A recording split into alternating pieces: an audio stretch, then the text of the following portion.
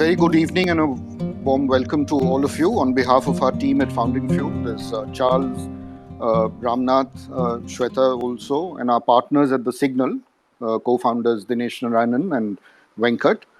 Thank you for joining us this evening. This is the first time we're partnering with The Signal since we started in 2015 at Founding Fuel. We've been kind of pegging away at this whole challenge of reinventing media for the digital age.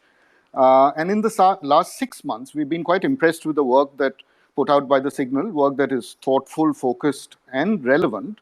And I believe is that there is common ground and a common set of values between the two platforms. And this is an experiment to see how we can deliver value to each other's and serve each other's audiences and communities as well.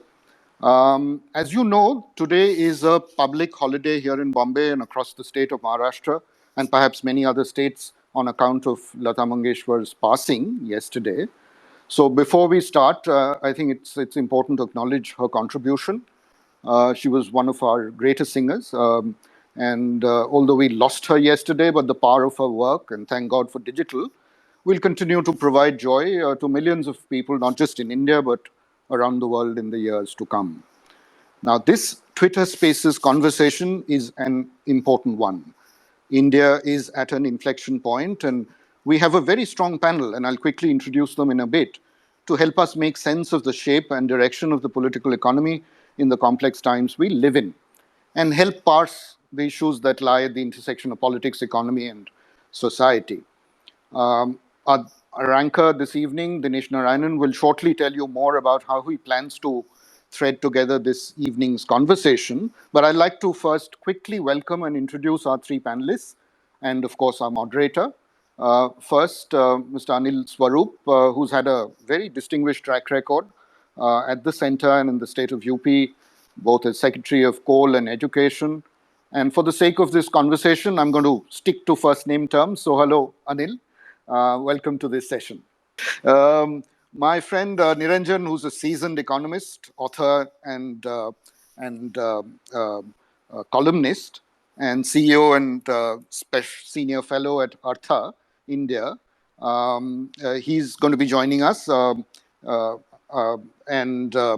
finally, Neelanjan Sircar is joining us from the ground in Western UP. He has a formidable reputation as a faculty member at Ashoka University, and the research that he does at CPR on voter behavior is very interesting. So hello, Nilanjan, welcome to this conversation. Hello. Hi. Before we he took the plunge into starting up The Signal with Venkat. Dinesh Narayanan was with ET and senior editor and bureau chief at Forbes India, where we work together. And his book, RSS, The Making of the Deep Nation, has won kudos. This chat is planned for about 75 minutes. We might extend for about another 15 if there are more questions. In case you get pulled away at any point, let me assure you that the recording of this conversation will be available on Twitter Spaces, and it will be published on Founding Fuel separately, and perhaps on The Signal as well. And before I hand over to Dinesh to kick off the discussion and set context, my colleague and co-founder, Charles Assisi, will have an important announcement to make right at the end of this session. So hang in there. And over to you, Dinesh. Please go ahead. Thank you, IG. Thank you for the opportunity here. Hello and welcome everyone to this Twitter Spaces conversation, co-hosted by Founding Fuel and The Signal.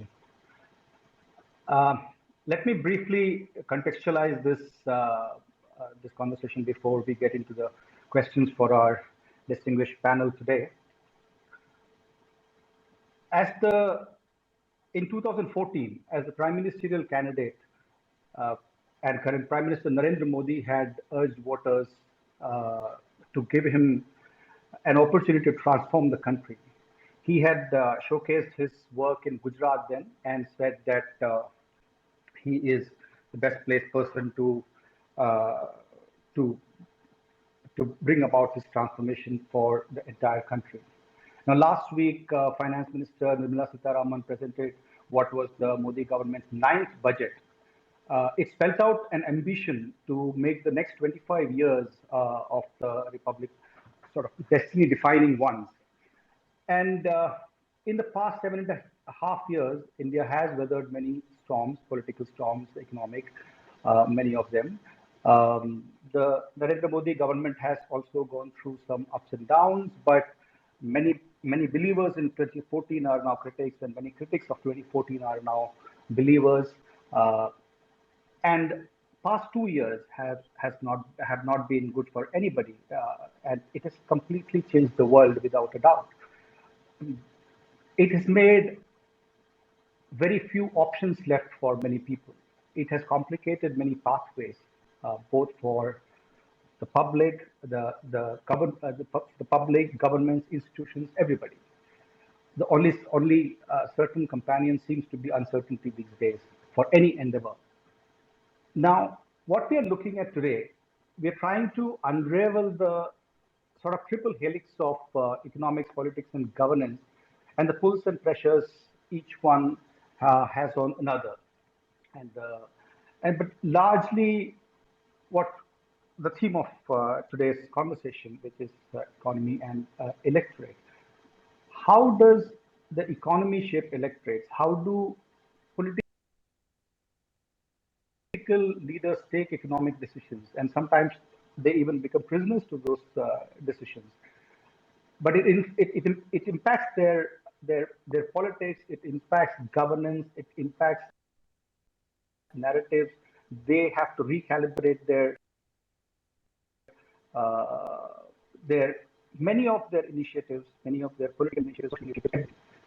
Now, we also put pressure on us. So, for example, I would start off with a question for Niranjan. In the There were many, I mean, I'll take three economic decisions which were key in the past 75 years or so. One was the rupee devaluation of 1967 uh, by Indira Gandhi's government, and the way Indira Gandhi was before the devaluation and after the devaluation. Many commentators, including her advisor V.G. Varghese, have written how she had changed after that. She became somewhat mistrustful of many people. She believed she was wrongly advised on the decision, but the decision was taken and she lived with it and she defended it to the hilt. Similarly, in 1991, the economic reforms by Narasimha Rao and Manmohan Singh started off with the pledge of gold, which was unheard of until then. And then later on, in the early years, 2016, of the early years of the Narendra Modi government, the decision to demonetize about 15.5, 15, 16 trillion of currency. Now, my question to Niranjan is, uh, how did these big economic decisions play out? How did they impact or disrupt the economy? Did we come out better? An interesting fact in this is actually that these decisions are about 25 years apart. So, in a sense, like, are these bookending some economic cycles? Some of them are decisions which were taken under compulsions, and some not so much. Niranjan, please. Yeah, thanks, Dinesh. Can you hear me? Yes, loud and clear. Yeah. So, thanks a lot for inviting me to this panel. See, this is a very, very sort of important question, and perhaps that itself can take in hours. But since you mentioned three of these examples, right? The 1966 devaluation of the rupee, 1991 reforms, and the demonetization in 2016. See, the way I look at it is the decision, and then so the immediate impact of a decision, and then the political impact of a long-term structural change which follows a change of course. I think we have to separate the two. So if we go one by one, if you think about the 1966 devaluation, right? India was facing one of its periodic balance of payments crises, and Mrs. Gandhi, as you said, had advice that this would help not just ease the balance of payments pressure, but I think also given food and foreign exchange, foreign aid from the Americans and the Western Alliance. And after not just the devaluation, but also some reductions in import duties, some trade reforms. I think what was promised didn't come to India, and I think she swung for not for just this reason, for other reasons, uh, to a different course. Now, I think in this swing to a different course, this sort of happened. Among the various things which happened were the Green Revolution and the nationalization of banks, which sort of democratized access to credit. I think that, therefore, the immediate impact of the 66 devaluation was that she changed course. But I think the longer term impact of those policies was over the next, decade or so, the sort of empowerment of the middle rung of the peasantry and also in the traditional caste hierarchy. And that led to the rise of a new type of politics, means some of it within the Congress fold, old Congress fold like Chaudhary Charan Singh, some outside the Congress fold like the Lohiite parties.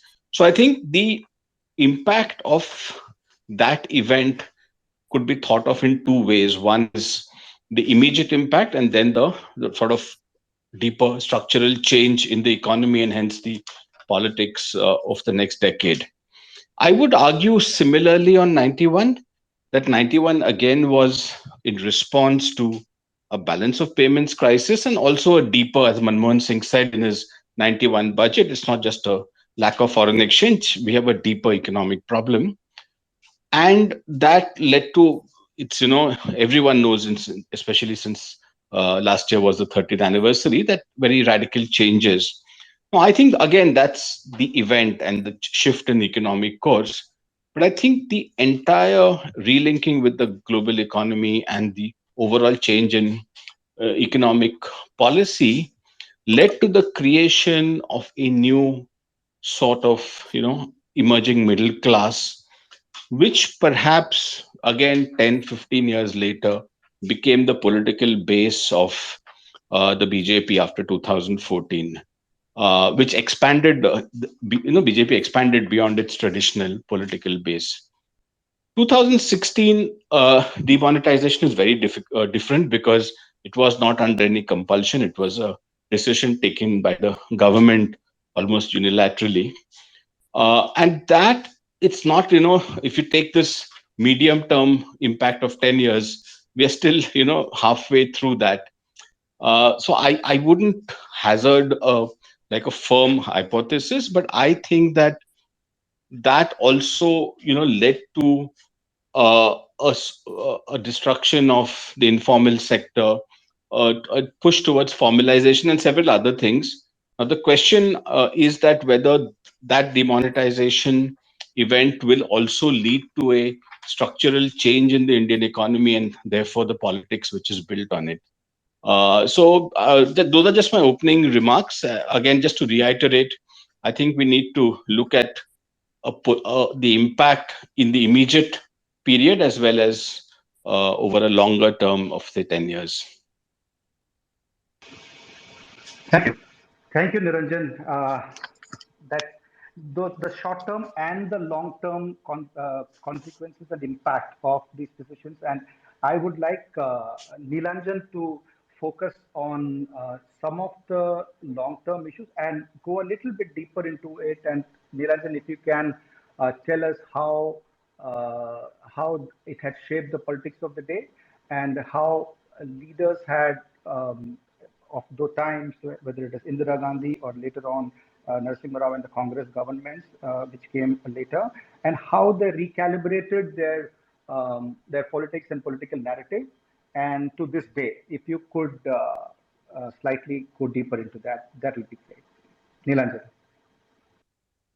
I think that in some sense, one of the challenges of answering this question is that even looking over a long array, we don't have great literature on what sort of internal responses were In the case of Indira Gandhi's response, I'm dependent on it because I wasn't alive when it happened. And so, I think that I would sort of start by I would start with something that Niranjan said, right? Which is thinking about whether or not the decision was made by compulsion. And part of what is challenging when it comes to disentangling political responses is that there's a larger economic context within which, especially the first two decisions you talk about, are being made. And arguably, the larger sort of economic stagnation is a stronger impetus for publics to vote in the way that they are, as opposed to a particular decision, right? It is said that when things didn't perhaps go the way that Indira Gandhi had hoped to vis-a-vis the Western powers, it created a shift leftward in her politics. That's plausible, obviously, based on what happened. But as I would say that I don't want to say anything definitive about that because it is unclear, as to what the larger impacts were.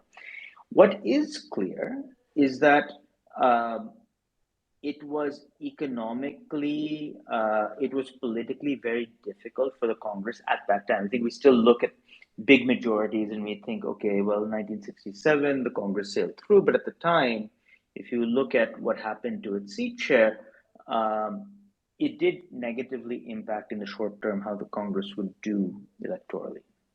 1991 in that way is a very, very different context.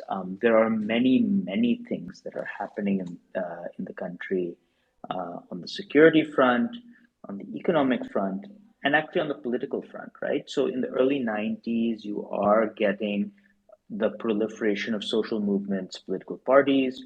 You're getting a strengthening election commission, so elections are being conducted differently. To once again to disentangle exactly what is driving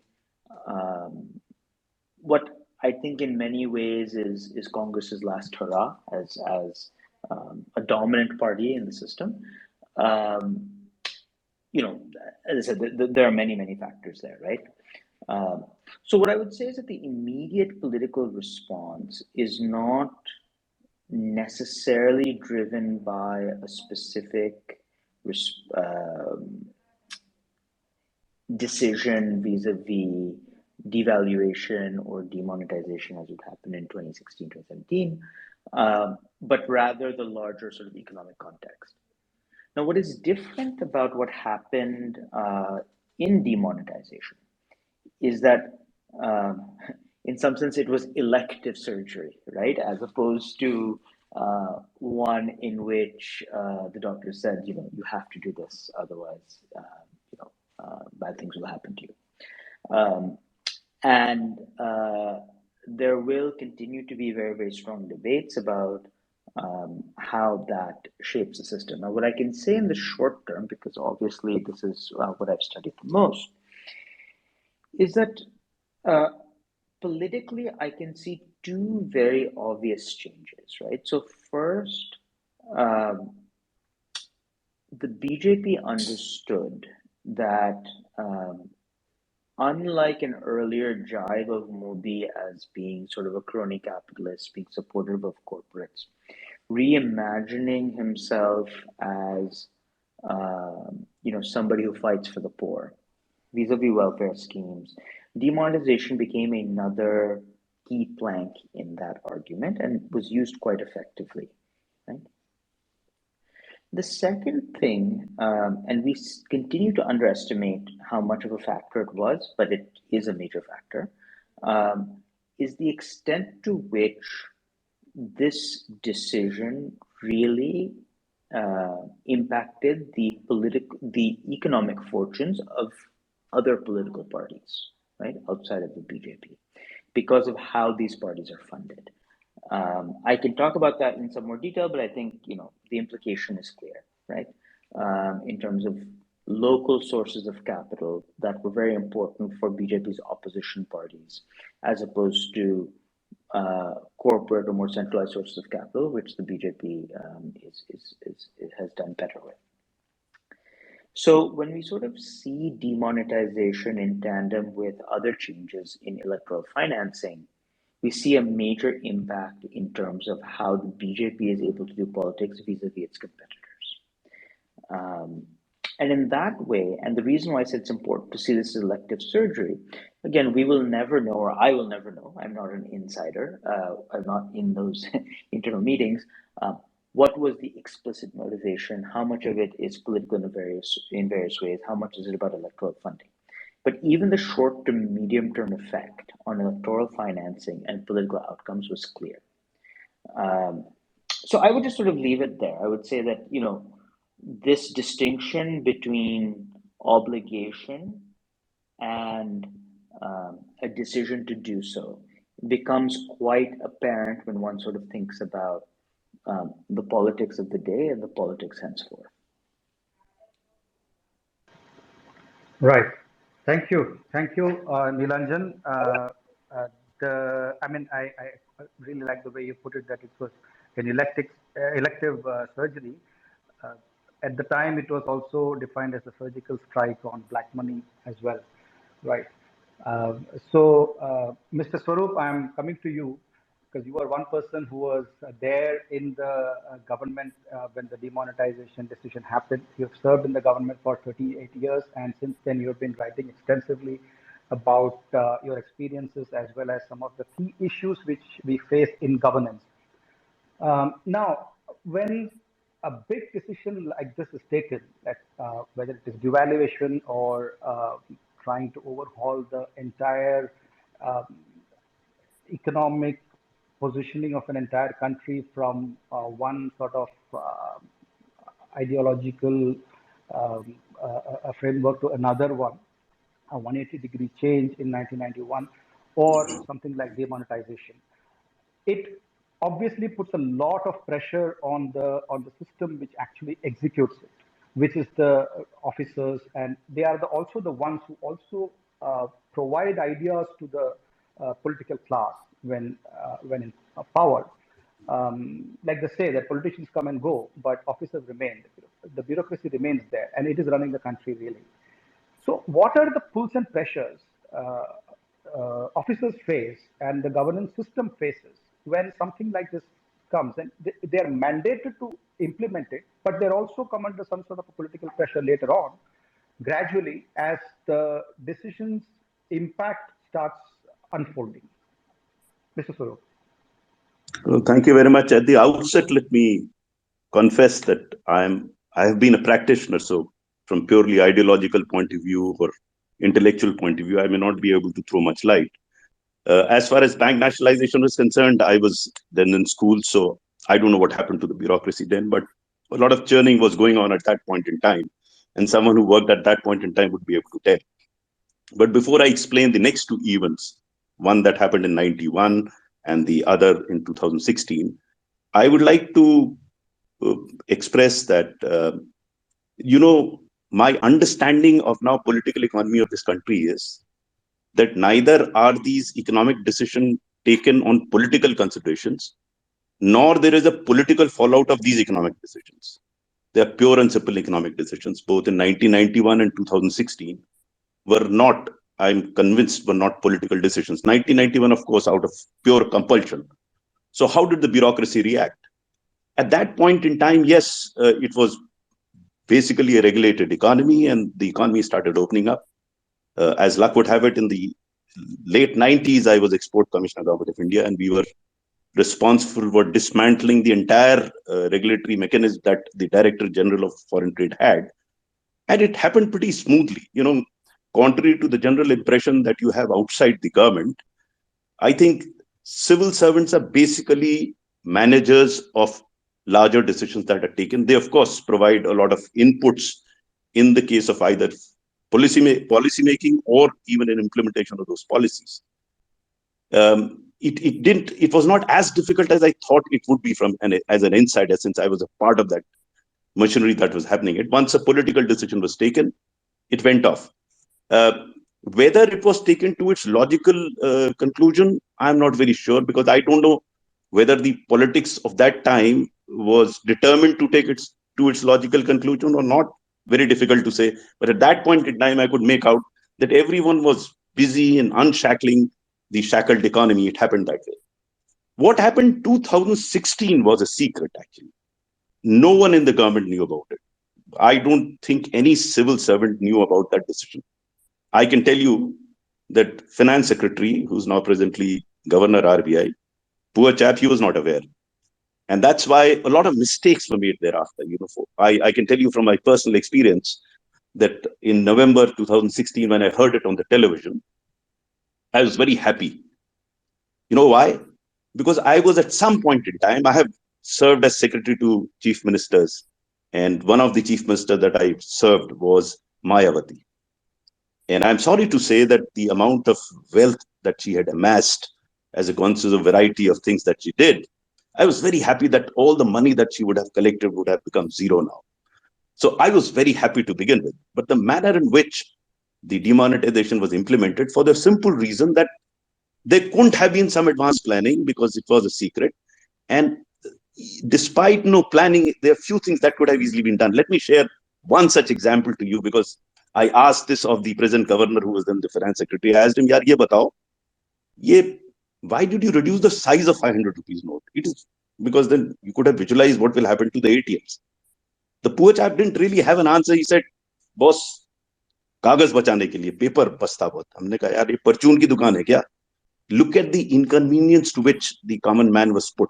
But I can't blame him, because there's so many things happening at that point in time. I mean, my reading of demonetization was the intention was good. I think it was well founded, but the execution was terrible. But let me tell you, since this entire discussion is about electorate, it had virtually no impact whatsoever on the politics of the country. Imagine the UP elections were held in 2017 and BJP swept it, despite the inconvenience of demonetization. So the point that I'm trying to make here is, we can go on discussing at an intellectual level what has happened to the economy. But if you're going to discuss politics along with economics, let's try and understand whether these decisions, these economic decisions, were determined by politics of that time. Bank nationalization was to further a particular ideology. That economic decision was to promote the socialistic pattern of society or socialistic system here. But 1991, it has nothing to do with politics. It was pure economics. 2016, nothing to do with politics. It was thought that black money could be tackled. It's a different matter. It couldn't be tackled through demonetization, but there was a genuine belief that if you demonetized, you will be able to tackle black money. So these were pure and simple decisions which were not political in nature. We must try and understand, with UP elections now going on, that economic issues are not issues at all. At some point in time, somewhere about, say, 5-6 years ago, or maybe the last election that happened, I started believing that probably development could be an issue. As we saw in Odisha, in Chhattisgarh, in Bihar, we saw development could emerge as an issue. But what I see now, whether in Punjab or UP or elsewhere, I think economic issues are not issues at all. Not at all. It's Pakistan, Kabristan, Jinnah, this Stan, that Stan. The whole narrative is political, or to a certain extent social, but certainly not political. Thank you.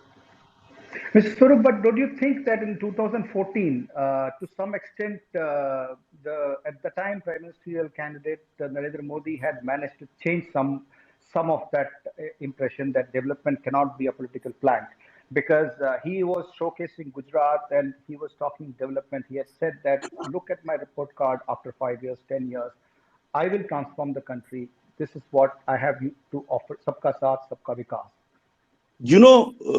I was in 2014 posted as Coal Secretary, Government of India. And before that, I was in the Cabinet Secretariat, Additional Secretary, looking after the project monitoring group to fast track projects above 1,000 crore each project. The government came in because of the mess of the UPA.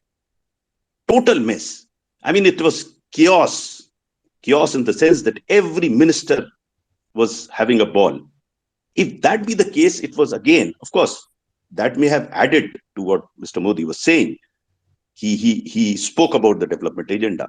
But I think that driving feature was not economics. Again, it was what was happening in the previous government, what was happening by, how it was being exploited by BJP. The development agenda was the icing on the cake, but the basic groundwork, and I'm convinced about it. There was such enormous amount of messing up that anyone who could have articulated that disenchantment with the then government could have come to power, and Mr. Modi did it very well. He did speak about the development agenda. But if you look at what happened, now I'm again probably jumping the gun, you would talk about it probably subsequently. Look at what happened between 2014 and 2019. And look at what was said in 2014 during elections. I'll give you just one small example. When this Make in India movement, which I was sorry to learn that even now it is considered a success, when it was launched, and you go through the speeches that were made then and announcements made then, manufacturing was to take place at the rate between 12 and 14%. And you know what the actual numbers are? In 16, it was 2.8%, 17, 4.4, 18, 4.6, 19, 3.9. This is all before COVID arrived. Look at the employment figures. What was announced in Make in India and what has actually happened on the ground. We are today stand worse than Pakistan. We are just above Senegal in terms of unemployment, employment. So what I'm trying to say here is, despite these shocks in economic parameters and economic data that we have, he came back to power. So I am gradually becoming convinced now that at least for many more years, it is going to be how you position yourself in terms of politics, in terms of society. Economics doesn't matter at all as far as elections are concerned. Thank you. Mr. Swarup. Neelanjan, now, what Mr. Swarup says, that economics doesn't matter anymore as far as political narratives are concerned, and there are other factors which go into politics. There are other factors which sway voters, but there is a certain grooming of electorate which takes place in between elections, right? So whether it is through, sometimes it is very quick, sometimes it is just one issue based. Like for example, a long time ago, one Delhi election was supposed to be won on onion prices, right? Similarly, the first time BJP Shiv Sena government came to power in '95, I think in Maharashtra, was on a single issue of Enron, the power project in Dabhol. So sometimes it does seem to, it looks like sometimes it does, economic issues do take center stage, but also perhaps it is also the way they are packaged. Even Mandal Commission, accepting Mandal Commission was also, in a sense, an economic decision, maybe, because there are a lot of economic implications to it. But of course, it was a political decision by VP Singh, and so I'm not getting into that part of it, but purely some economic decisions. Do you think? In the coming couple of years, this is possible? Do you think this narrative can be set in some ways? The one which Mr. Modi started in 2014. So, Dinesh, so I'm not an expert on electoral behavior. I must make it clear. But nevertheless, I have, a few Niranjan, I was questions. asking, I'm sorry. Sorry, Oh, I'm sorry, Nilanjan. no, directed to Nilanjan. Okay, fine. I think there will be this confusion today because of the similarity in names. But Nilanjan, over to you. I see. I mean, I think Niranjan is as qualified to answer this as I am. So I mean, there's no, in some sense, there's no loss of information. I mean, I think what I would say about economic voting, let me just take 1 second back and say what the research says. I mean, I think that, so there's a paper by Milan Vaishnav and Reedy Swanson sort of pointing out that you start seeing at a macro level something that looks like economic voting emerging in the 2000s. And so in some sense, the question for us is not whether or not we've ever seen economic voting before, but what explains its apparent disappearance, as Anil has told us, between 2014 and 2019. Right? Now, I have argued elsewhere that this is partially due to a kind of politics that we associate with Modi, but is actually much older than Modi, particularly at the state level. It's called the politics of Vishwas, right? Where you trust your political leader to do what's right for you. And there are a number of reasons why this happens. It's actually well understood in political behavior more generally, even beyond India, right? That it is the ability of certain political actors to frame issues rather than issues themselves framing politics, right?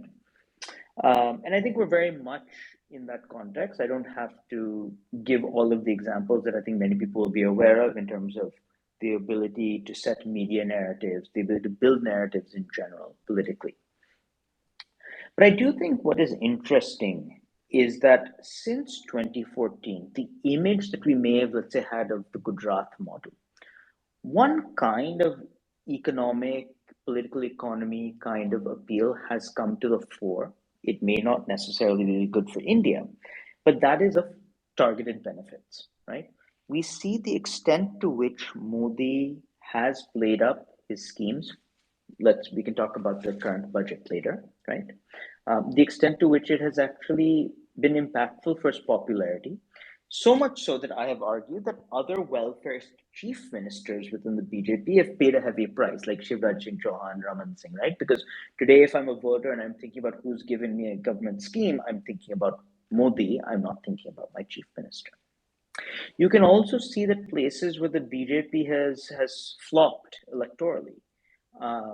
There's a certain pattern in parties like the Aam Aadmi Party, like TMC, which are not caste-based parties as such, which the BJP is very good at counter-programming against. But again, are welfarist parties in some sense: free electricity, free water, benefits for women, benefits for the poor. Money is quite free-flowing in this kind of welfarist politics, right? And one that seems to undercut a certain kind of appeal the BJP has had at the state level. So I do think that we are morphing into a certain kind of economic appeal, which is tied to the centrality of a political leader, the ability of a political leader to distribute benefits. I think we're seeing it in a number of states. Is that good for the larger sort of macroeconomic future of India? Probably not, let's be honest, right? But perhaps there will be reforms in that direction. I mean, the way that I sort of see it, and I'll just leave with this thought, and perhaps this budget that we just saw is an attempt to sort of turn back from this a little bit. If you go back to sort of a Samuelsonian argument or any kind of sort of standard political economy argument, what is the problem with giving a target benefit, right? Like a cash salary. There are no efficiency gains, right? If I spend a rupee on a person and putting that rupee in a person's bank account, that's all it's worth, a rupee. If I spend that rupee on a road, perhaps there are positive externalities, right? So as we have moved potentially to a model in which a lot of political appeal is on these sort of targeted benefits into people's bank accounts, right? This is not your old sort of walking around with wads of cash, giving alcohol kind of politics, right? This is sustained between elections, government schemes, giving money into people's bank accounts, right? We've also lost the kind of efficiency that one might get from a certain set of government schemes, especially away from a certain kind of public goods. The question is whether we sort of can turn the clock back on that, and whether politics starts responding to macroeconomic issues, development of public goods. We'll have to see. I have another supplementary question for you, Professor Neelanjan. I'm going to address you as Professor Neelanjan so that there's no confusion now, between you and Niranjan. So the question is this: you are on the ground in UP as well. The past 2 years, the pandemic-stricken years, in a sense, politics took a backseat, right? I'm not saying entirely eclipsed by the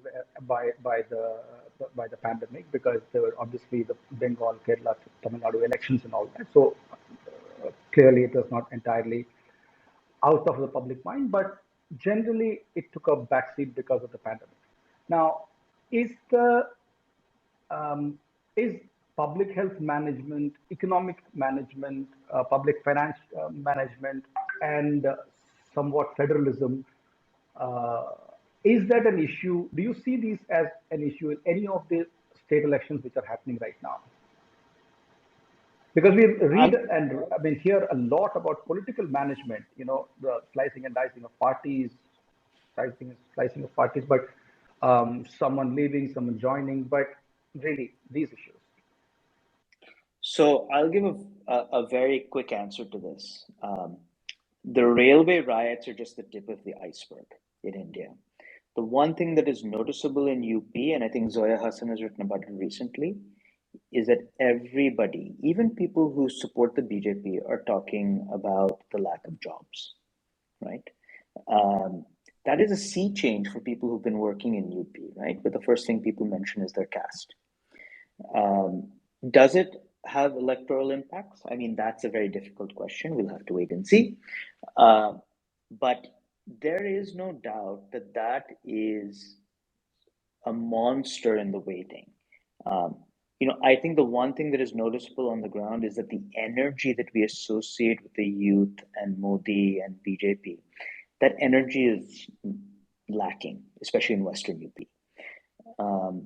And one is going to have to sort of think through how joblessness, which is a major issue in India, and the job market in general, what kinds of jobs are being created, the demand for greater Sarkari jobs, because nothing is being created in the private sector, not enough in terms of what people demand.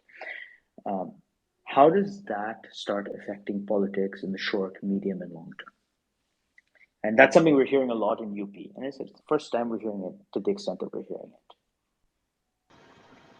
Are you hearing from the opposition parties as well? Because I hear more from people on the ground, lay people, but doesn't seem to be coming through in opposition speeches as forcefully, which you would imagine something like this issue would be taken up.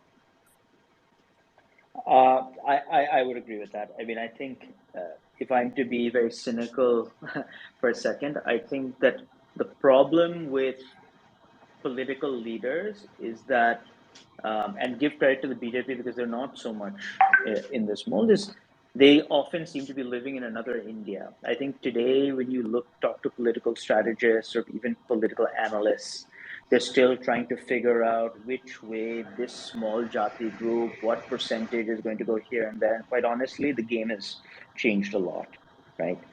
And they don't understand the larger sort of economic anxieties in India. And I think to a large extent, that is something that Mamta played very well. If you look at what she was actually saying, that was a large part of the success she enjoyed in West Bengal. Dinesh, can I just come in for a moment? Yes, please. Yeah. So before I sort of messed up between Neelanjan and my name, so if I've had one sort of question in my mind. I think a couple of my friends who are there in the listeners, right?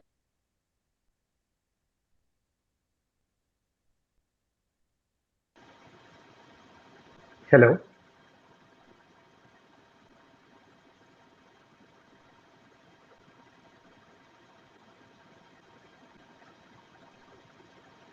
Is it at my end or is it Niranjan's end? I think we've lost him, Dinesh, for a bit. I think you might need to move on. We have lost Niranjan, right? Yes. Okay. Yes, Dinesh. I was wondering if it was me. Yeah, okay. No.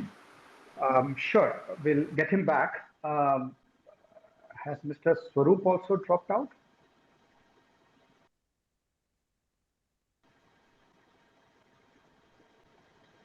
Yes, Dinesh. He's also unfortunately having some problem. Okay. I think it's a particularly bad day for some reason. So maybe we can take some questions if you like. Neelanjan, yeah. I think if there are any questions for Neelanjan, that will be good right now. I think it's a good opportunity. IG, can you? Yeah, just give me.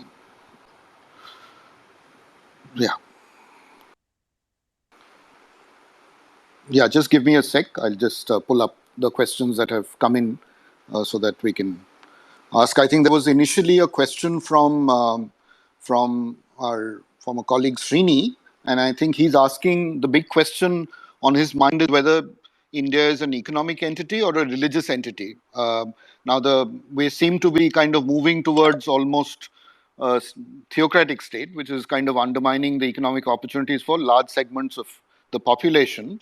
And it's also kind of distracting our youth, he says, from bigger goals in life.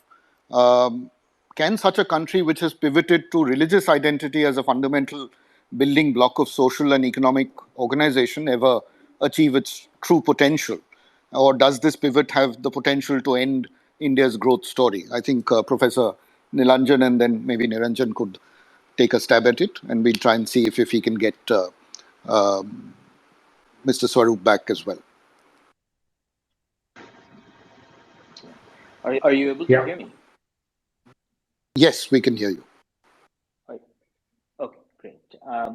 So, these are very difficult questions, obviously. I mean, the one thing I often tell people, and it's an old argument, right, is that it's India that's the exception, right? If in the 90s and 1940s and 50s, you told me that you would try to build a country that was not based on a core religious identity, a single language, so on and so forth, people would think you're crazy. You can just look at the literature, right? India in that way is quite exceptional, right?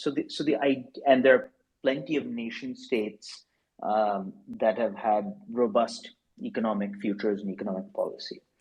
So, in principle, a state that emphasizes national identity vis-a-vis religion, vis-a-vis ethnicity, so on and so forth. People talk about Rwanda, for instance, as being an economic marvel recently, right? Need not say something about a poor macroeconomic future. Now, that being said, I think the core question is when we talk about quote unquote a theocratic state versus an economic state.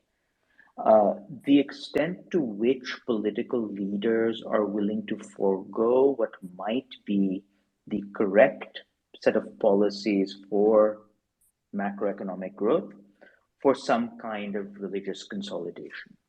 I don't think it's an easy question to answer. I'm not convinced. I mean, I do agree that Hindu nationalism is on the minds of a significant class of politicians. I'm not convinced it's necessarily inimical to economic growth. I do think that it is inimical to a certain class of civil rights, right? And perhaps to people being able to freely speak their mind on a certain set of issues. But not necessarily an economic future, right? But that's sort of my take. I think we should sort of take the issues of theocratic state on its own terms. Sure. Right. Thanks for that, Niranjan. Right. I'd come to you, Mr. Swarup. Would you have a quick response to the question around whether we are kind of pivoting to a theocracy, and will that kind of in some ways hijack the economic agenda that we should be addressing? No, first of all, I think it's wrong to say that we are moving towards theocracy. No way. I mean, there could be some people, some organizations, some political party promoting a part of it. But I think the principal language that is being spoken by the top people is not a theocracy. It's certainly not. I'm quite convinced about it. I've seen it from inside. This sort of a posturing is probably for political purposes. I'm not saying whether it is right or wrong. It is probably serving a particular political purpose, but that has nothing to do with theocracy. So that's not going to happen. What was your second question?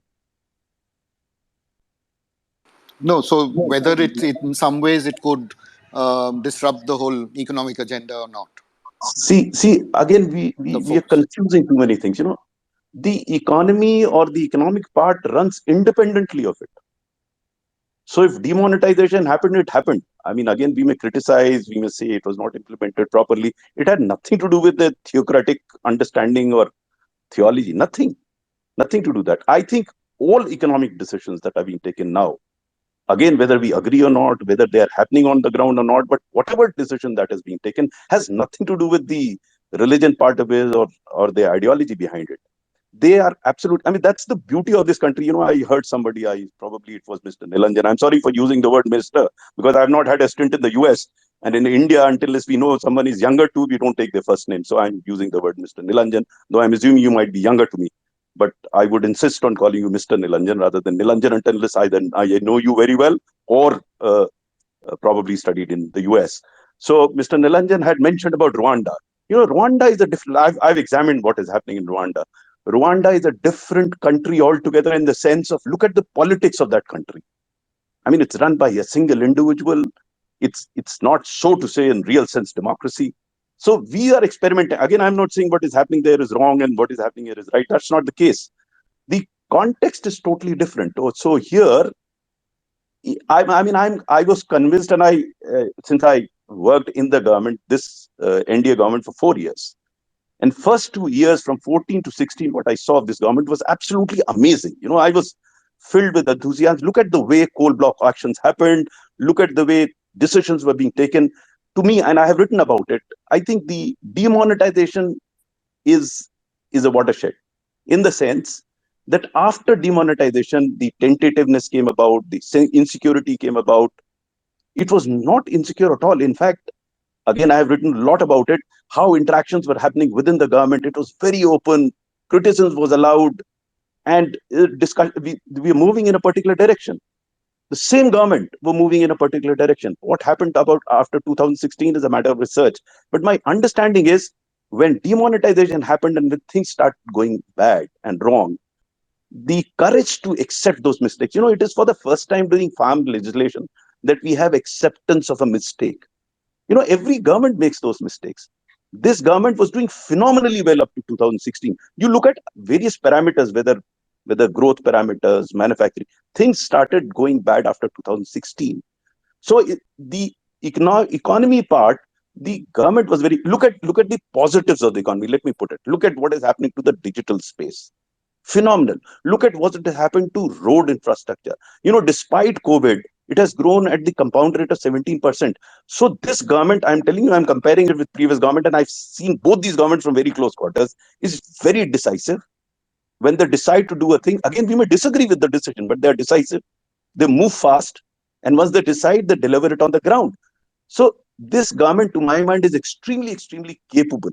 Why I feel sorry on occasions is that despite this capability, things don't seem to be happening because sometimes politics dominates economy and economic decisions get impacted. It's not the other way around. The economic decisions don't determine politics. In India, it's the politics that determines economic decisions, and sometimes they are disastrous. So I disagree that we are moving towards a theological or uh, country based or politics based on theology. No, it is not. And secondly, I feel even now that the economy can really pick up. So it has nothing to do with what is happening on the religious front. Thank Thanks, you. Mr. Over to you, Niranjan, Dinesh. you had, I'm sorry, I had, sorry. Thank you. Niranjan, I had Yeah. interrupted you there. Sorry, please continue from your thought, No, please. no. So I kept falling off. Can you hear me now, Dinesh? Yes, very clear, loud and Yeah. clear. So, just to go back to this topic, which is of the discussion, which is the economy and electorate.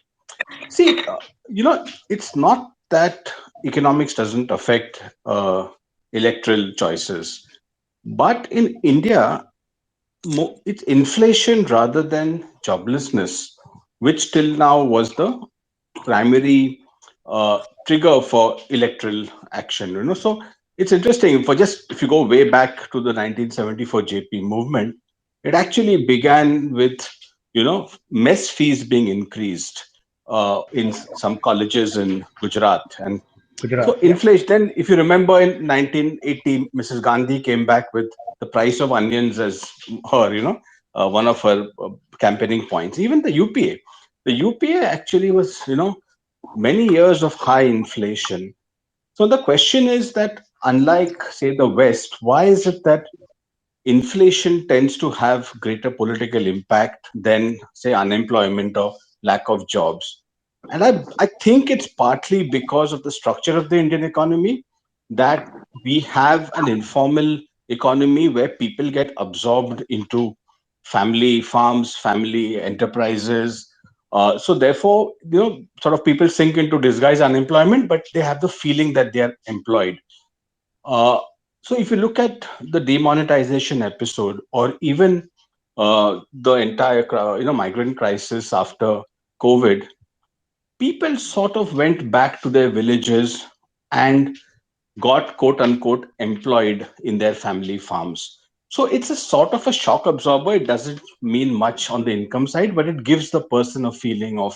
So I think that generally in India, and on the other hand, because people don't have inflation adjusted salaries, inflation is the really deadly, the economic parameter which changes political preferences. However, I sort of was listening closely to what Nilanjan was saying. That could be changing, that maybe now that India's per capita income has broken through a certain ceiling, people are no longer satisfied because more people are educated, more people aspire to move out of farming and out of informal enterprises into proper jobs. Maybe that dynamic has changed, that it's not just inflation but even joblessness which makes an impact. So that's what I wanted to say. That actually brings me. I mean, stay with me here, Niranjan. That brings me to actually this budget and what could it entail in the coming 25, 26 months or so, which is what Prime Minister Modi has left of his 10-year gift from the voters. Yeah. So, what do you think? Because this budget clearly says that they have a vision for the next 25 years, transformation, Amrit Kal, and they have laid out this a big infrastructure building mission. I mean, the next year is only 25,000 kilometers of highways, but then Yeah. highways are very tangible, very visible development. So is, Yeah. let us say, water supply to homes, which now it's ramped up significantly. Uh, Yeah. Electricity, every house has an electrical connection, LPG stoves. So there are a lot of basic necessities which people did not have so far across the country, which have been provided now, and which is a very tangible benefit people have. And if you were to go back, I'm just you know throwing back a little bit to 2004, the Shining India campaign, where the development was not visible on the ground, but it was visible mostly in stock markets, right? And we probably Mm. are going in that direction because we are talking about the economic survey has said that the budget has said that we are entering a capex cycle where companies are deleveraged and bank balance sheets are clean. Now people can borrow and can lend. So and government will provide its own impetus with infrastructure spending. So which means that of course, Christopher Wood, all these people have also been talking about 100,000 Sensex and all that. So, are we entering a situation like a 2003 kind of situation where economic development would be seen somewhat on the ground with income levels rising and also in stock markets and other visible sort of markers of development? Uh, yeah, I know it's a little Dinesh. bit of crystal gazing, but I'm just, you know, Yeah, Dinesh, that's a that's a whole range of questions. So I'll just, if you don't mind, start with the last one, right? About the sure. state of the economy, this budget, and the economic future. This about the provision of these drinking water, etc. I completely agree with you. If you look at even the National Family Health surveys, they do show, significant changes in many of these social parameters. But for now, just the budget and the future. So I think we should first try understand that the economy has just now regained its pre-pandemic level, right? So uh, we had a very sharp fall in output, then we had a pretty impressive bounce back, but net we have lost 2 years of output, and therefore call it the welfare losses or job losses or consumption losses are a reality. Now, this recovery means I'm of the firm opinion that's been an impressive recovery, but it is still uneven and it is not self sustaining as yet. So, what do I mean?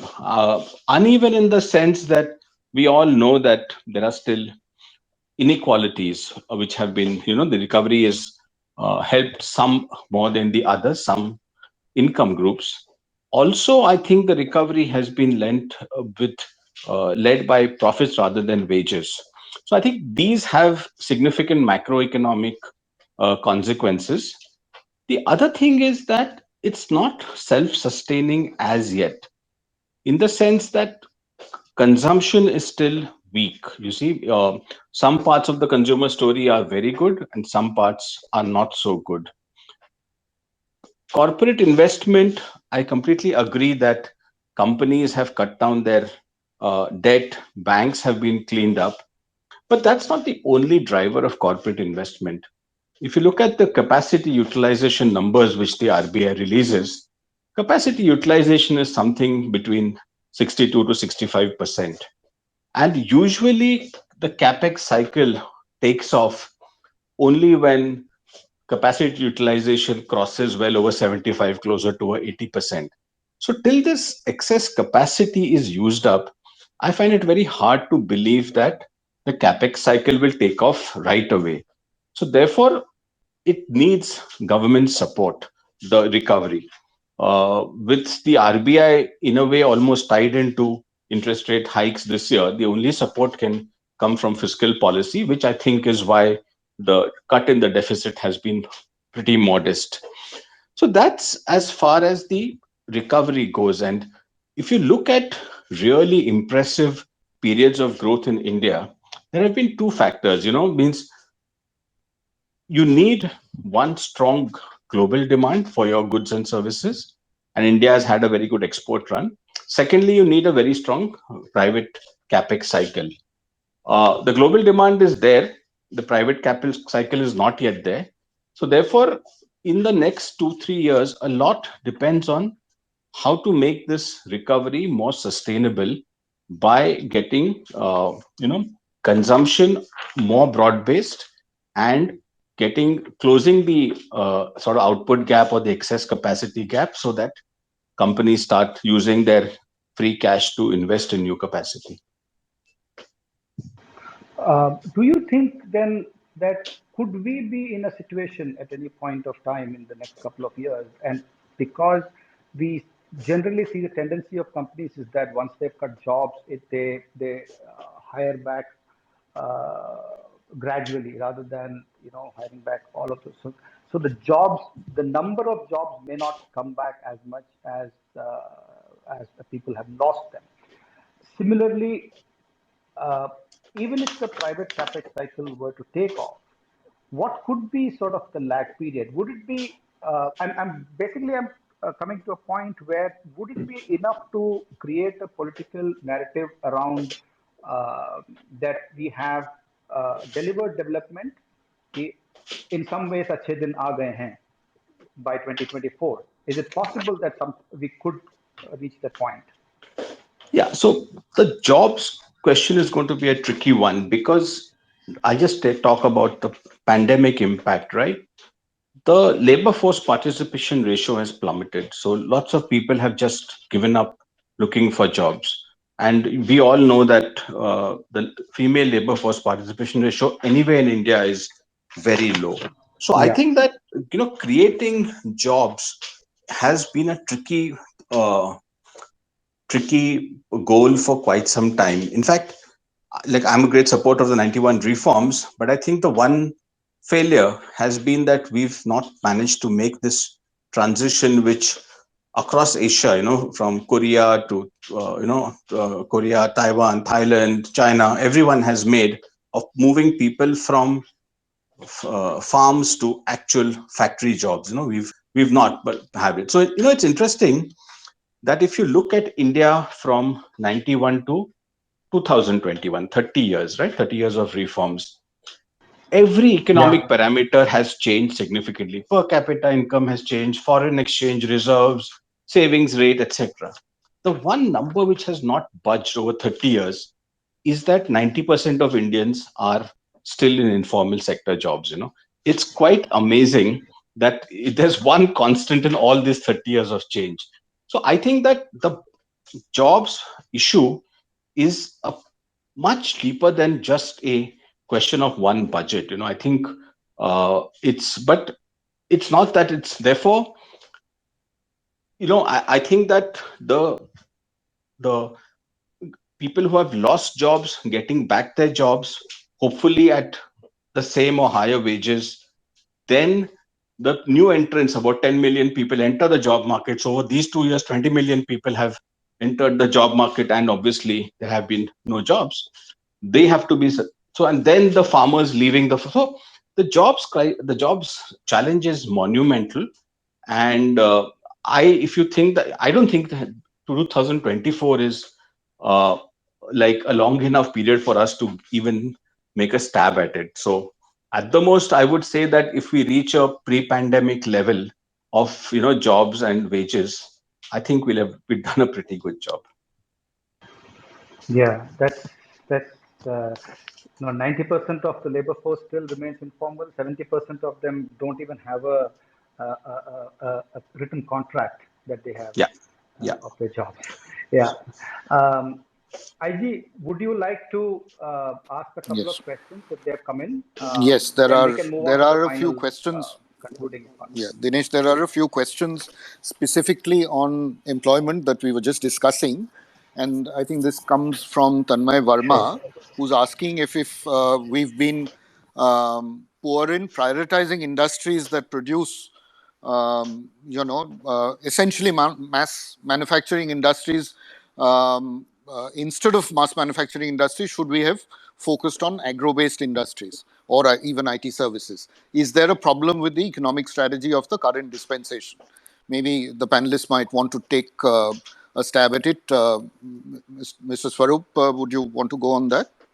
I'm so glad this question has been raised. We've been discussing employment without probably trying to understand which industry generates employment. All the focus is so far on, larger industries. Most of the employment gets generated in medium and small scale sector. And if you talk to these people, they are feeling terrible because they don't know where to go, what to do.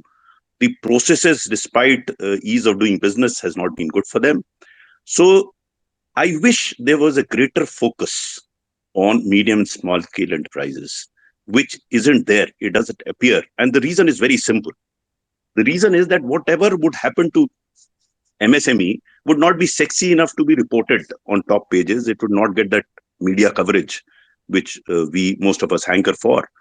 So that's the real issue. The second area where employment happens is real estate. Now, real estate has improved in the past, I think, year or so, but it's nowhere near pre-COVID days. I think it's in a total mess. These are two sectors that generate employment. And until you create these employment opportunities, merely talking about agri-based industry will not help, because when I say MSME, I think all agri-based industry will fall in that domain. So the focus has to shift that. That is one. And second, I'd like to go back to the discussion which was happening earlier. I don't think employment or unemployment is going to determine the outcome of elections in 2024. I think, as somebody rightly pointed out, unemployment does not determine elections in this country. Inflation does. It does impact. So there are some economic issues that impact politics, but by and large, it depends on how it is positioned. And you will see in the UP elections, I think we are in the worst phase of unemployment, but I'm not sure whether that's going to impact the outcome of UP elections, because the language and the narrative is totally different.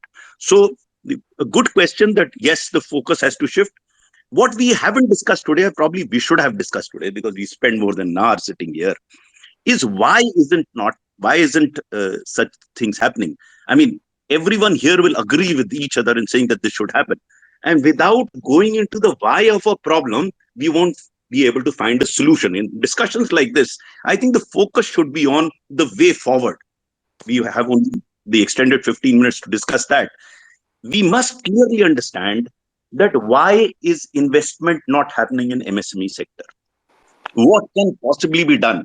And these are practicable things which have happened at some point in time. Why can't they be replicated now? So one of the reasons which I thought it wasn't happening, because probably the government feels that it is not so visible, the emphasis on MSME. But what can be done by the government and can easily be done, and they have announced it in this budget. I think in the speech, the finance minister came out very clearly, and I hope they take it to its logical conclusion in terms of making life easy for the industry. We've spoken about ease of doing business. We've climbed all the ladder up, and the World Bank took the ladder out then. But actually, if you talk to the industry, which I do quite often, they won't speak it out in the open because there could be trouble for them. But they are in trouble because they still have those problems. Now, my contention is if what has been said in the budget actually happens in terms of eliminating physical interface between officials and industry, this can be done. It has been by and large done in some of the sectors. It can be done for industry also. So the point is, number one, use technology to make business easy. Number one. Number two, when you announce something, whether Make in India or whatever, have intensive dialogue with the industry. Sit with them, in smaller groups, larger groups, intensive dialogue. You can't announce and then start thinking about it. Third, the action, physical action is in the states, not in the center. The ongoing so-called war between center and state is devastating industry. How is it devastating industry? Because, both center and state have to jointly facilitate this. But in this ongoing war, no one has time for this industry. Then I distinctly recall in 2013, even during the scam period, during those 15 months of UPA, there were clearances worth 5 lakh crores given to projects. And how?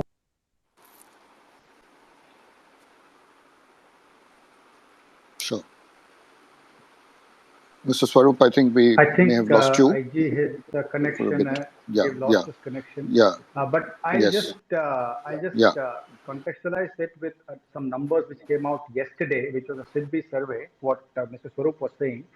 67% of MSMEs apparently have been temporarily shut down, and their profits have declined 66%.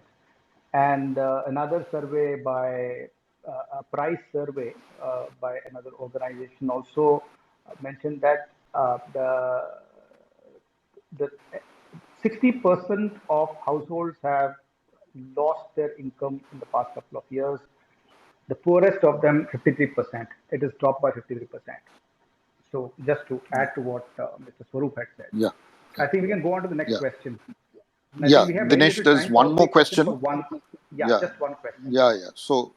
So there is a question from Viv, and I think maybe Professor Nilanjan, you might want to kind of take this. And he's asking about the union budget and the significant cuts in subsidies that we've seen across the board, whether it's food, oil, Narega, and with oil shooting up to $90 plus and rupee weakening and bond rates hardening. He's asking if people, especially the poor, should brace themselves for extremely difficult times ahead. And I'm kind of ask you to correlate this with what you're seeing on the ground in UP, since you're currently engaged there, to listen in on what's going on. Would you be able to throw some light? I think these are very, very difficult questions. I think we'll still have to see. I think we've all noted this element of the union budget. We'll have to see what its larger impacts are, in terms of macroeconomic realities. But the one thing that I would sort of say, just as a quick response, and I've been writing about it a lot recently, is that purely empirically, one of the things that has happened in India over the past decade or so, it's not only because of the current dispensation, is an extraordinary growth in income inequality, right?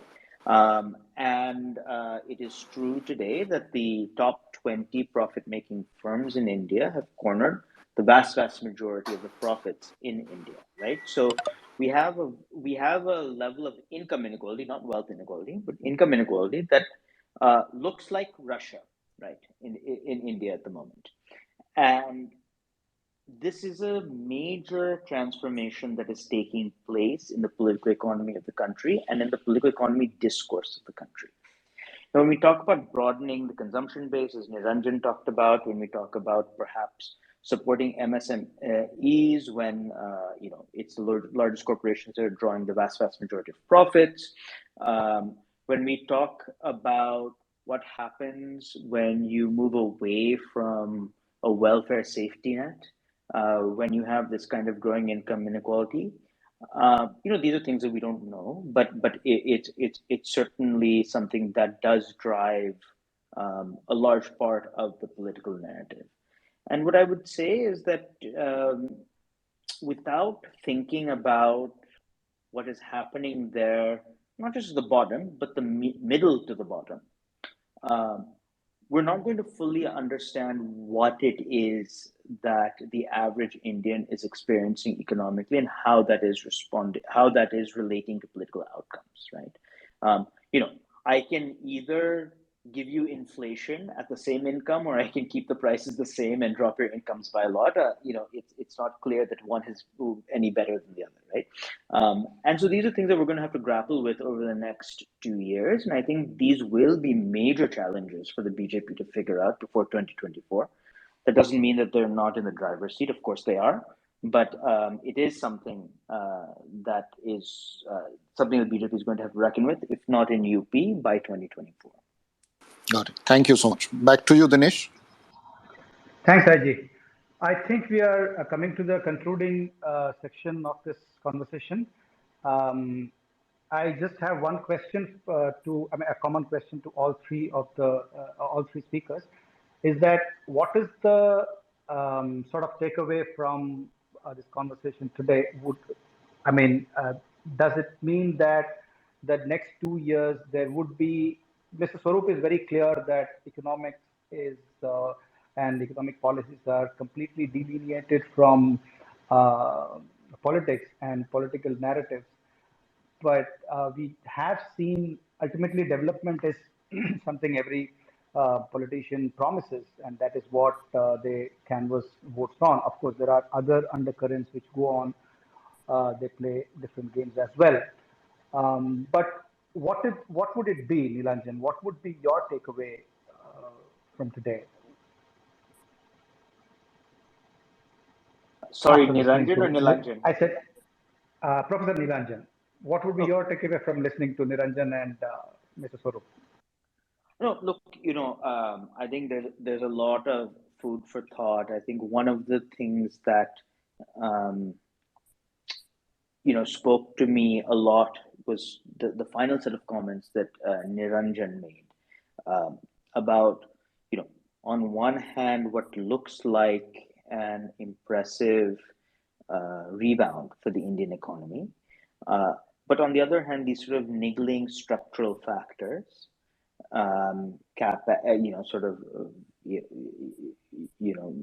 lagging capacity, so on and so forth.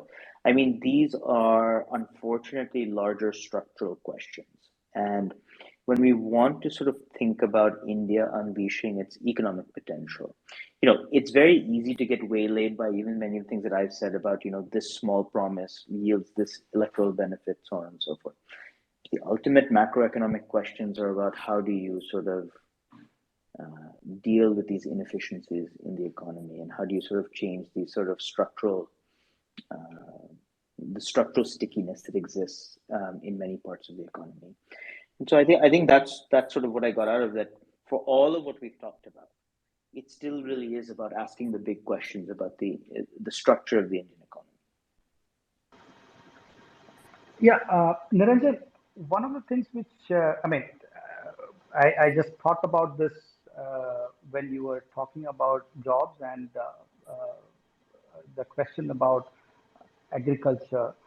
Agriculture remains this country's biggest employer, and it also remains one of the biggest private enterprises in this country, so to say, right? Uh, and and what the only law on which this government has gone back is reforming that sector. I mean, there was another one when this government came in early on, which was the land acquisition bill, but that did not translate to law. It was withdrawn much before that was dropped. But this one had translated to a law, and after holding on for about a year, it repealed it. Now, uh, would you? How do you look at it? And with your concluding remarks, please. Yeah, so see, agriculture, you're absolutely right. As I was saying, that structural transformation which happened across East Asia, where people left farm for factory, has not happened at the same level in India, right? And but still, India, less than 50, but I think around 40% of people are still active in agriculture or employed in agriculture. See, the interesting thing which is often missed is that the rural economy also has diversified, not at scale or in a modern way. So this recent situation assessment report, which came out, right, I think in the NSSO1, you realize that most quote unquote farming families earn less than half their income from farming. So it's so the entire diversification of the rural economy also has to be taken into account. Now the farm laws, see, the entire structure of the Indian farm policy is derived from the Green Revolution, where one, India had a structural food constraint. So therefore, even one failed monsoon would lead to high inflation and all sorts of problems. Secondly, it used to affect India's foreign policy autonomy because we were dependent on PL 480, etc. So I think that structural constraint has been broken over the 70s and 80s. And India is no longer structurally constrained on the food side, as the other structural constraint of foreign exchange has gone away. But the policy framework remains, right? Because in a policy framework, gradual interest groups get built. I think it's the overall direction of the farm laws was correct. Now we can always argue that should it have been done by the states, leave it to the states, should the center do it? And I don't want to get into that debate, but I find it hard to believe that, one, that India can continue with its current structure of farm laws, and B, that India can actually, if not emulate China, at least move in that direction without moving millions of people away from jobs in farming and into modern industries.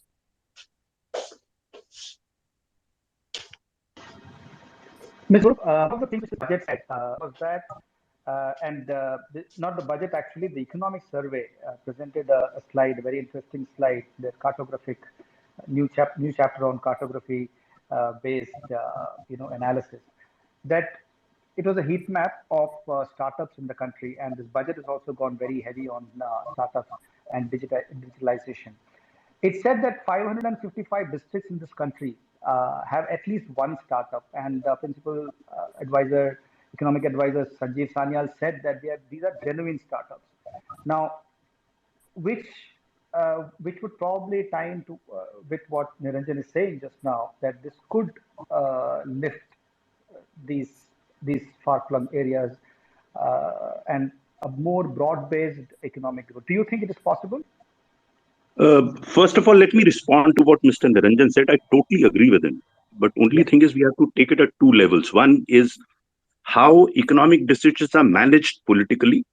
And second, whether economic decisions impact politics. I have answered the second question earlier and I'm very clear, though there would be impact, but I think they will not be the determining factors, the economic. But let me explain the political management of economic decisions. That's where the farm laws went wrong. I totally agree with him and I have examined it at length. In fact, the first ever draft of similar type of legislation was made way back in 2001 by me as chairman of PIDA, because I was convinced that until we change the farm system, I think farming will not improve in this country. But I'm not going to the details of it. What I'm trying to say here is it was poor political management of a good economic decision that it couldn't go through. So we must differentiate between political management of economic issues and politics being impacted by economic issues. So I don't see politics getting substantially impacted by economic issue, but there has to be appropriate political management of economic issues. If that is not done, even the best of decisions will not come through. Now, coming to startups, I have often said that in government, we don't evaluate what we are doing. We say that it's going on very well. I would love to see an evaluation of startups. I have not seen that. That is one. Because until we do that, we could be in serious trouble in the days to come. Because what we are trying to tom-tom is anecdotal evidence about some startups. But what's happening otherwise, someone has to do evaluation. And I don't want to comment on that. Secondly, I think even let us assume that is one startup in every block, because there are about 600 blocks in the country, and each block has nine panchayats, and every nine panchayat has 9 villages. So one startup in, if it is on an average, it is not, because startups are also not scattered all over the country. Even if it is that, it is not going to impact the economy quite substantially. I have often said that government, and while in government I was trying to promote that and try to do that, government should become a facilitator. And government can become facilitator. In Mr. Modi's own state in Gujarat, when Gujarat was cut out of Maharashtra, Gujarat was not industrially that developed. And if you look at what happened in Gujarat there, because the government became a facilitator to industry, and that's why industrialization happened. Everyone talks about Gujarat model, but there are two models that need to be replicated and scaled elsewhere in the country. One is the industry model which they developed, not the social sector, because social sector Gujarat hasn't done well, but industrial sector, yes. So we have to find out what exactly was done there. Secondly, I think Gujarat has done extremely well in the energy sector, the power sector. So I used to say, when I was coal secretary, I used to tell the prime minister, and he used to agree. I said, sir, why don't you only replicate what you've done there? So what I'm trying to say here is, okay, let's help startups. I'm not against it, but let's evaluate them. What really needs to be done is understand what has worked within the country in various sectors, and then see if it could be replicated elsewhere in the country. Because instead of importing models, someone mentioned Rwanda or China, I don't think those models can be imported in India. But if you find out such models within the country, and I did that as Secretary School Education, I did work brilliantly, because if you pick up models from within the country, then the proof of concept is in the same environment as it has to grow, so you can scale it up. So my suggestion here is, a lot of what was said in the economic survey didn't even find mention in the budget speech. So I don't know what is it worth, because you look at many things, the $5 trillion economy, all that, the big talks that were made in the economic survey were not there in the budget speech, where I was very happy with it. It was very realistic. So what we have to look at is realistically what is possible. Startups are good, but I don't think they will revolutionize employment in the country or revolutionize the economy. They should be given all the support, but there are many more sectors that have to be looked into. Thank you.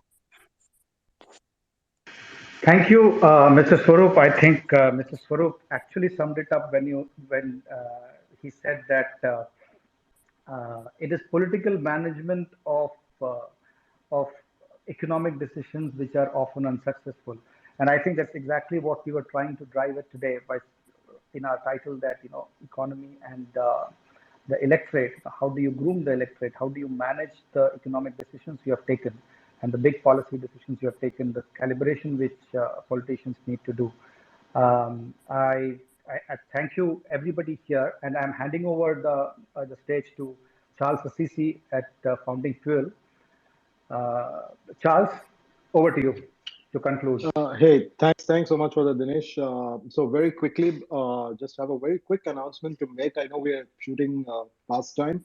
So tomorrow evening at 4 p.m. we'll be in conversation on Twitter Spaces with Nandan Nilekani and Tanuj Bhojwani around their most recent book, The Art of Bitfulness.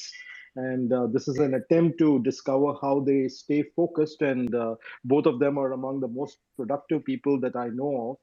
And this conversation is the finale to a month-long Ideas Festival that Founding Fuel has been curating with Bitsom, which is a new age business school that is based out of Mumbai. So a reminder, it's going to be at 4 p.m. And while I'm at it, please do subscribe to our newsletter, the Founding Fuel newsletter, and and Signal. And we promise to keep you on top of things. Dinesh, back to you. And thank you, gentlemen. It was lovely listening to all of you.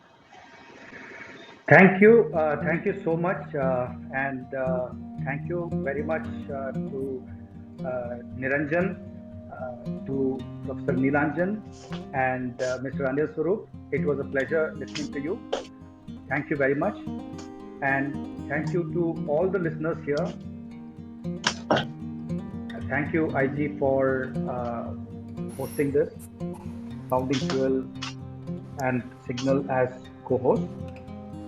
And like Charles said, I would urge all the listeners to subscribe to Founding Fuel and the Signal newsletters. I promise that it will be worth your while. Thank you so much. And Thanks, Dinesh. Thank you, everyone. Yeah, bye. Thanks, IG.